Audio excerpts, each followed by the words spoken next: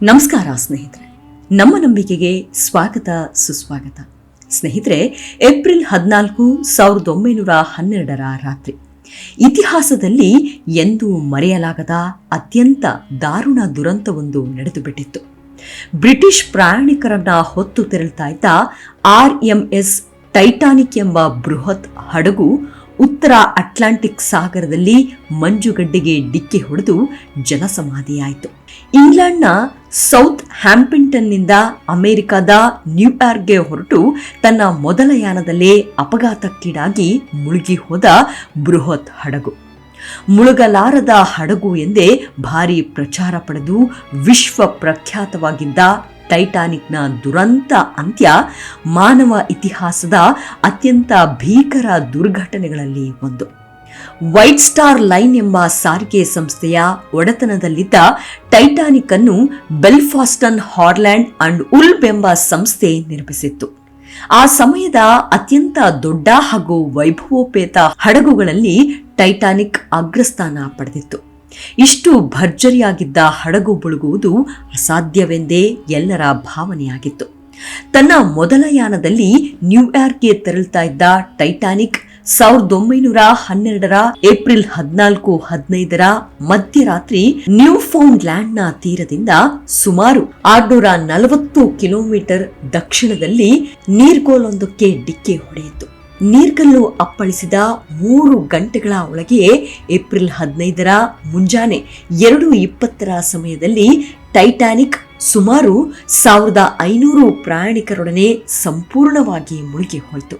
ಟೈಟಾನಿಕ್ನಲ್ಲಿದ್ದ ಸುಮಾರು 2220 ಪ್ರಯಾಣಿಕರಲ್ಲಿ 1700 ಜನರಿಗೆ ಮಾತ್ರ ಸಾಲುವಷ್ಟು ಲೈಫ್ ಬೋಟ್ಗಳಿದ್ದು ಈ ದುರಂತವನ್ನ ಮತ್ತಷ್ಟು ಘೋರವನ್ನಾಗಿಸಿತ್ತು. ಅಲ್ಲಿ ಲಭ್ಯವಿದ್ದ ಕೆಲವೇ ಲೈಫ್ ಬೋಟ್ಗಳನ್ನು ಸಹ ಸರಿಯಾಗಿ ಉಪಯೋಗಿಸಿಕೊಳ್ಳಲಾಗಲಿಲ್ಲ. ಅನೇಕ ಲೈಫ್ ಬೋಟ್ಗಳು ತಮ್ಮ ಪೂರ್ಣ ಸಾಮರ್ಥ್ಯಕ್ಕಿಂತ ಕಡಿಮೆ ಜನರನ್ನ ಕೊಂಡೊಯ್ದು.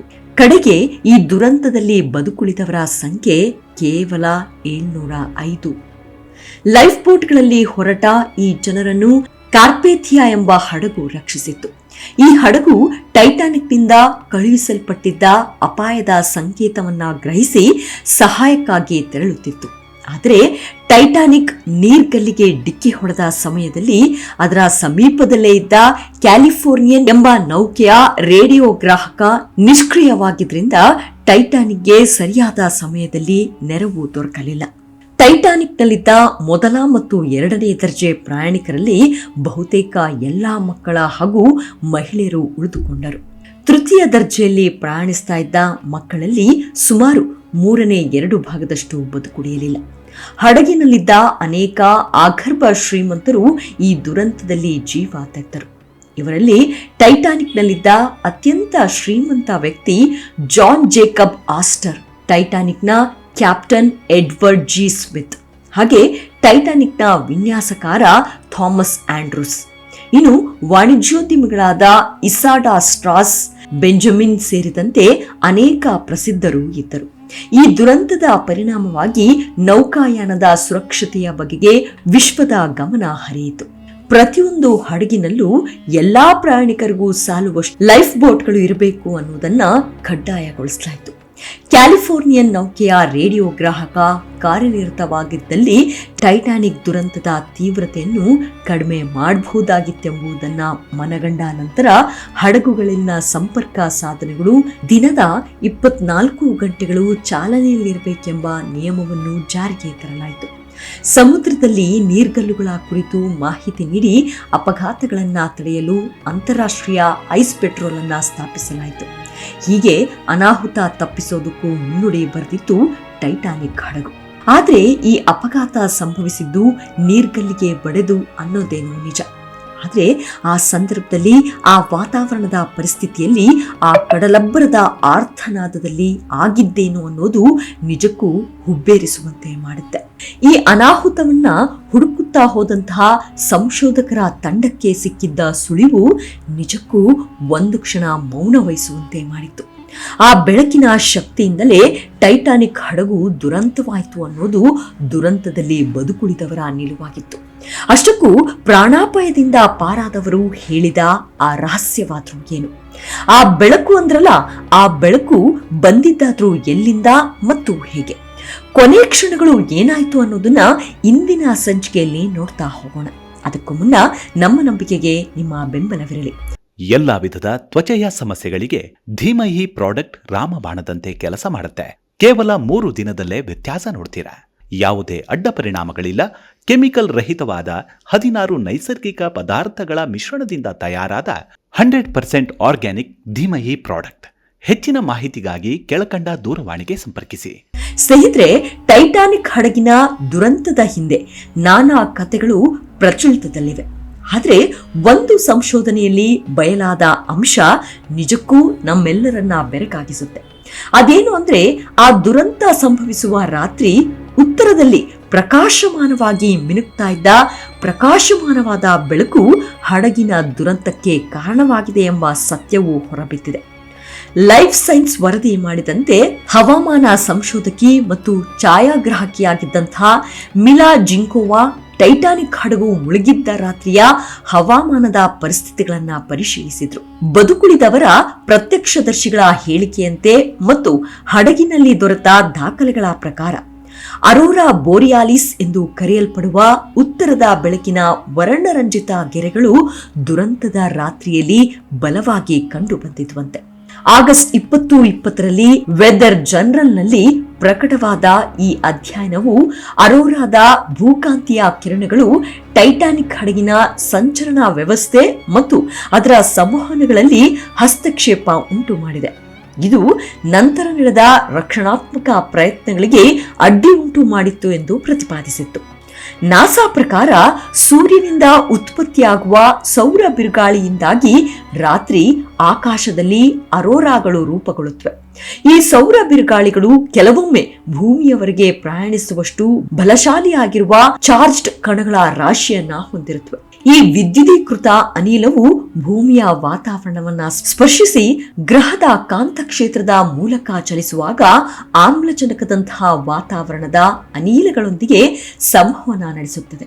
ಅದು ನಂತರ ಹಸಿರು, ಕೆಂಪು, ನೇರಳೆ ಮತ್ತು ನೀಲಿ ಬಣ್ಣದಲ್ಲಿ ಹೊಳೆಯುತ್ತದೆ. ಈ ಬಿರುಗಾಳಿಗಳು ಭೂಮಿಯ ವಿದ್ಯುತ್ ಮತ್ತು ಕಾಂತೀಯ ಸಂಕೇತಗಳಲ್ಲೂ ಹಸ್ತಕ್ಷೇಪ ಮಾಡಬಹುದು. ಇದರಿಂದಾಗಿ ಉಲ್ಬಣಗಳು ಮತ್ತು ಅಡೆತಡೆಗಳು ಉಂಟಾಗುತ್ತದೆ ಎಂದು ವರದಿ ಮಾಡಿತ್ತು. ಈಗಾಗಲೇ ಈ ಬೆಳಕಿನ ಕಿರಣಗಳ ಕುರಿತಾದ ಉತ್ತರ ಧ್ರುವ ಎಂಬ ವಿಡಿಯೋದಲ್ಲಿ ಆ ಅಗೋಚರ ಬೆಳಕಿನ ಕುರಿತಾದ ಸಂಪೂರ್ಣ ಮಾಹಿತಿ ನೀಡಿದ್ದೇನೆ, ದಯವಿಟ್ಟು ವೀಕ್ಷಿಸಿ. ಇನ್ನು ಅಂತಾರಾಷ್ಟ್ರೀಯ ಸಂಶೋಧನೆಯ ಅನ್ವಯ ಟೈಟಾನಿಕ್ ಹಡಗಿನ ರಕ್ಷಣೆಗೆ ಬಂದ ಹಡಗುಗಳಲ್ಲಿ ಒಂದಾದ RMS ಕಾರ್ಪಿಥಿಯಾದಲ್ಲಿದ್ದ ಅಧಿಕಾರಿಯೊಬ್ಬರ ಸಹಾಯಕ ಕೂಡ ಆ ರಾತ್ರಿ ಆ ಅಗೋಚರ ಬೆಳಕಿನ ವಿಕಿರಣಗಳನ್ನ ನೋಡಿದ್ದಾಗಿ ವರದಿ ಮಾಡಿದೆ. ಸಂಶೋಧಕಿ ಮತ್ತು ಛಾಯಾಗ್ರಾಹಕಿಯಾಗಿದ್ದಂತಹ ಮಿಲಾ ಜಿಂಕೋವಾ ತನ್ನ ಅಂಕಣದಲ್ಲಿ ಉಲ್ಲೇಖಿಸಿದಂತೆ ಸೌರ ಬಿರುಗಾಳಿ ಅಥವಾ ಭೂಕಾಂತೀಯ ಬಿರುಗಾಳಿಯು ಅರೋರಾವನ್ನ ಉತ್ಪಾದಿಸುವಷ್ಟು ಪ್ರಬಲವಾಗಿದ್ದರೆ ಅದೇ ಕಾಂತೀಯ ಶಕ್ತಿಯು 882 ಅಡಿ ಉದ್ದದ ಟೈಟಾನಿಕ್ ಹಡಗಿನಲ್ಲಿರುವ ಸಂಚಲನಾ ವ್ಯವಸ್ಥೆಗಳು ಮತ್ತು ಸಂವಹನಗಳ ಮೇಲೆ, ಅದರ ಸಹಾಯಕ್ಕೆ ಬರುವ ಇತರ ಹಡಗುಗಳ ಮೇಲೆ ಪರಿಣಾಮ ಬೀರುವಷ್ಟು ಪ್ರಬಲವಾಗಿರಬಹುದು. ಅದನ್ನು ಕೂಡ ನಾವೆಲ್ಲರೂ ಪ್ರಬಲವಾಗಿಯೇ ನಂಬಲೇಬೇಕೆಂದು ಆಶ್ಚರ್ಯವನ್ನ ವ್ಯಕ್ತಪಡಿಸಿದ್ರು. ಇನ್ನು ಆ ದುರಂತದಲ್ಲಿ ಕೆಲವರನ್ನ ಯಶಸ್ವಿಯಾಗಿ ಕಾಪಾಡಿದ RMS ಕಾರ್ಪಿಥಿಯಾ ಹಡಗಿನಲ್ಲಿದ್ದ ಮತ್ತೊಬ್ಬ ಕಾನ್ಸೆಪ್ಟ್ ಜೇಮ್ಸ್ ಬಿಸೆಟ್ ಹೇಳಿಕೆ, ರಕ್ಷಣಾ ಕಾರ್ಯಾಚರಣೆಯ ಆ ರಾತ್ರಿಯಲ್ಲಿ ಆಗಸದಲ್ಲಿ ಚಂದ್ರನೇ ಇರಲಿಲ್ಲ, ಆದರೆ ಅರೋರಾ ಬೋರಿಯಾಲಿಸ್ ಉತ್ತರ ದಿಗಂತದಿಂದ ಚಂದ್ರನ ಕಿರಣಗಳಂತೆ ಮಿನುಗುತ್ತಿತ್ತು ಎಂದು ಹೇಳಿಕೆ ನೀಡಿದ್ದ.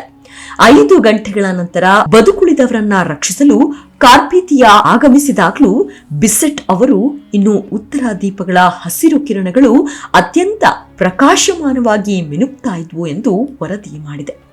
ದುರಂತದಲ್ಲಿ ಬದುಕುಳಿದ ಕೆಲವು ಜನರಲ್ಲಿ ಒಬ್ಬರಾದ ಲಾರೆನ್ಸ್ ಬೀಸ್ಲಿ ಉತ್ತರ ಆಕಾಶದಾದ್ಯಂತ ಕಬಾನಿನಂತೆ ಬಾಗಿದ ಮುಸ್ಕಾದ ಹೊಳೆಯುವ ಬೆಳಕು ಧ್ರುವ ನಕ್ಷತ್ರದ ಕಡೆಗೆ ಹಾದು ಹೋಗುವುದನ್ನ ಕಂಡೆನೆಂದು ಬರೆದಿದ್ದಾರೆ. ಸಂಶೋಧಕಿ ಜಿಂಕೋವಾಗೆ ಇದು ಉತ್ತರ ದೀಪಗಳ ಶಕ್ತಿ ಮತ್ತು ನಾನಾ ಕಾಮಿಕ್ಗಳಲ್ಲಿ ಉಲ್ಲೇಖಿಸಲಾದ ಆಶ್ಚರ್ಯಕರ ಸಂಗತಿಗಳು ನಿಜಕ್ಕೂ ಸ್ಪಷ್ಟವಾದ ವಿವರಣೆಯಂತೆ ಕಂಡುಬಂದಿತ್ತು. ದುರಂತ ಅಂದ್ರೆ ಅವತ್ತು ರಾತ್ರಿ ಉತ್ತರ ಬೆಳಕು ಅತಿ ದಟ್ಟವಾಗಿದ್ವು ಎಂಬುದನ್ನ ಅಧ್ಯಯನವು ದೃಢಪಡಿಸಿದೆ. ಮತ್ತು ಅರೋರಾದ ಭೂಕಾಂತೀಯ ಬಲವು ಟೈಟಾನಿಕ್ನ ಸಂಚರಣೆ ವ್ಯವಸ್ಥೆಗಳ ಮೇಲೆ ಪರಿಣಾಮ ಬೀರಿ ಅದನ್ನು ನೇರವಾಗಿ ಮಂಜುಗಡ್ಡೆಯ ಕಡೆಗೆ ಕರೆದೊಯ್ದಿರಬಹುದು ಎಂದು ಸೂಚಿಸಿದೆ. ಇದನ್ನೇ ನಾವು ಸಾಕ್ಷಿಯಾಗಿ ತೆಗೆದುಕೊಂಡಾಗ 0.5 ಡಿಗ್ರಿಗಳಷ್ಟು ಸ್ವಲ್ಪ ನಿಯಂತ್ರಣ ಕಳೆದುಕೊಂಡರೂ ಹಡಗನ್ನ ಮಾರಕ ತಿರುವಿನತ್ತ ತಿರುಗಿಸಲು ಸಾಕಾಗುತ್ತದೆ.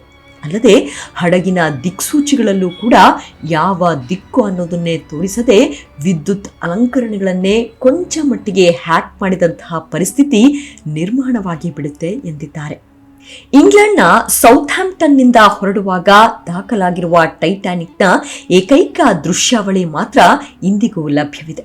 ಇದಲ್ಲದೆ ದುರಂತದ ಅದೇ ರಾತ್ರಿಯ ವರದಿಗಳು ಟೈಟಾನಿಕ್ನ ರಕ್ಷಣೆಗೆ ಬಂದ ಮತ್ತೊಂದು ಹಡಗಿನ RMS ಬಾಲ್ಟಿಕ್ನಲ್ಲಿದ್ದ ನಿರ್ವಾಹಕರು ಕೇಳಿದ ವಿಚಿತ್ರ ರೇಡಿಯೋ ಸಂಕೇತಗಳನ್ನು ಉಲ್ಲೇಖಿಸಿವೆ.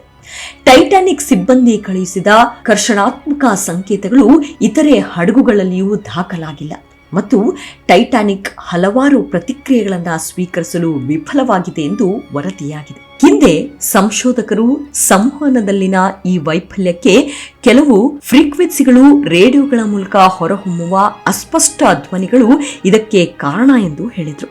ಆದರೆ ಜಿಂಕೋವಾ ಬೇರೆಯದ್ದೇ ರೀತಿಯಲ್ಲಿ ಪ್ರತಿಪಾದಿಸಿದ್ರು. ಪ್ರತ್ಯೇಕವಾಗಿ ಮತ್ತೊಂದು ಸಿದ್ಧಾಂತವು ಹಡಗಿನಲ್ಲಿ ಬೆಂಕಿ ಕಾಣಿಸಿಕೊಂಡು ಮುಳುಗುವ ಕೆಲವೇ ಗಂಟೆಗಳ ಮೊದಲು ದುರಂತ ಸಂಭವಿಸಿದೆ ಎಂದು ಪ್ರತಿಪಾದಿಸುತ್ತದೆ. ಹೆಚ್ಚಿನ ಇತಿಹಾಸಕಾರರು ಮಂಜುಗಡ್ಡೆಗೆ ಹೊಡೆದ ಡಿಕ್ಕಿಯೇ ಹಡಗು ಮುಳುಗಲು ಕಾರಣವೆಂದು ಒಪ್ಪುತ್ತಾರೆ. ಆದರೆ ಹಡಗು ಮುಳುಗಿದ ನಂತರವೂ ಹಡಗಿನಲ್ಲಿ ದೊರೆತ ಕೆಲವೊಂದು ರೇಡಿಯೋ ರೆಕಾರ್ಡರ್ನಲ್ಲಿ ಪತ್ತೆಯಾದ ಕೆಲವೊಂದು ಧ್ವನಿಗಳಲ್ಲಿ ಯಾರೋ ಅಸ್ಪಷ್ಟವಾಗಿ ಪ್ರೀಕೋಡ್ ಧ್ವನಿಯಂತೆ ದಾಖಲಿಸಿರುವುದನ್ನ ಪತ್ತೆಯಾಗಿತ್ತು. ಇಂದಿಗೂ ಅದು ಬೆಂಕಿಯಾಗಿರಬಹುದು ಅಥವಾ ಭೂಕಾಂತೀಯ ಹಸ್ತಕ್ಷೇಪವಾಗಿರಬಹುದು. ಆದರೆ ಅಂದು ಸಂಭವಿಸಿದ ದುರಂತಕ್ಕೆ ಪ್ರಾಕೃತಿಕ ಶಕ್ತಿಯೇ ಕಾರಣವಾಗಿದೆ ಹಾಗೂ ಆ ಹಡಗಿನಲ್ಲಿದ್ದ ವೈಫಲ್ಯಗಳು ಕಾರಣ ಎಂಬುದನ್ನು ಒಪ್ಪಿಕೊಳ್ಳಲೇಬೇಕು. ಈ ಸಂಗತಿಯನ್ನೇ RMS ಹಡಗಿನ ಸಿಬ್ಬಂದಿಗಳು ಒಪ್ಪಿಕೊಳ್ತಾರೆ. ಅದೇನೆಂದ್ರೆ, ಅಂದು ಟೈಟಾನಿಕ್ ಹಡಗು ದುರಂತವಾದಾಗ ರೇಡಿಯೋ ಸಿಗ್ನಲ್ ಅಸ್ಪಷ್ಟವಾಗಿದ್ದು ನಿರ್ದಿಷ್ಟವಾದ ಸ್ಥಳದ ಮಾಹಿತಿ ಲಭ್ಯವಾಗ್ತಿರಲಿಲ್ಲ. ಹಡಗು ಮುಳುಗಿದ 3 ಕಿಲೋಮೀಟರ್ ದೂರಕ್ಕೆ ಸಿಗ್ನಲ್ ದೊರಕುತ್ತಿತ್ತು. ಆದರೆ ಸಮುದ್ರದಲ್ಲಿ ಎದ್ದಿದ್ದ ಟೈಟಾನಿಕ್ ಹಡಗಿನ ದುರಂತದ ಬೆಂಕಿಯ ಕೆನ್ನಾಲಿಗೆಯಿಂದ ನಮಗೆ ನಿರ್ದಿಷ್ಟ ಸ್ಥಳ ತಲುಪಲು ಸಹಾಯಕವಾಯಿತು ಎಂದಿದ್ದಾರೆ. ಅಲ್ಲದೆ ರಾತ್ರಿಯ ಹೊತ್ತಲ್ಲಿ ಸಮುದ್ರದಲ್ಲಿ ಅದೆಷ್ಟೇ ಸಾಮರ್ಥ್ಯತೆ ಇರುವ ಯಾವುದೇ ವಸ್ತುಗಳು ಅದರ ತೂಕವನ್ನ ಅರ್ಧದಷ್ಟು ಕಳೆದುಕೊಳ್ಳುತ್ತದೆ ಅಂತೆ. ಇದು ವೈಜ್ಞಾನಿಕವಾಗಿಯೂ ಸಾಬೀತಾಗಿದೆ. ಆದರೆ ಅಂದು ಭಾನುವಾರದ ಅಮಾವಾಸ್ಯೆ ಆಗಿತ್ತು ಅನ್ನೋದೇ ಆಶ್ಚರ್ಯ. ಅಂತೂ ವೈಜ್ಞಾನಿಕವಾಗಿ ಹುಡುಕುತ್ತಾ ಹೋದದ್ದೆಲ್ಲ ಈ ಪ್ರಕೃತಿಯ ಆಟದಲ್ಲಿ ನಾವೆಲ್ಲರೂ ಗೊಂಬೆಗಳಂತೆ ಅನ್ನೋದು ಎಂದೆಂದಿಗೂ ಸಾಬೀತಾಗುವ ಸತ್ಯ ಸಂಗತಿ. ಮುಂದಿನ ಸಂಚಿಕೆಯಲ್ಲಿ ಸಿಗೋಣ. ಅಲ್ಲಿಯವರೆಗೂ ನಿಮ್ಮ ಆರೋಗ್ಯದ ಕಡೆ ಗಮನವಿರಲಿ. Take care. ನಮಸ್ಕಾರ.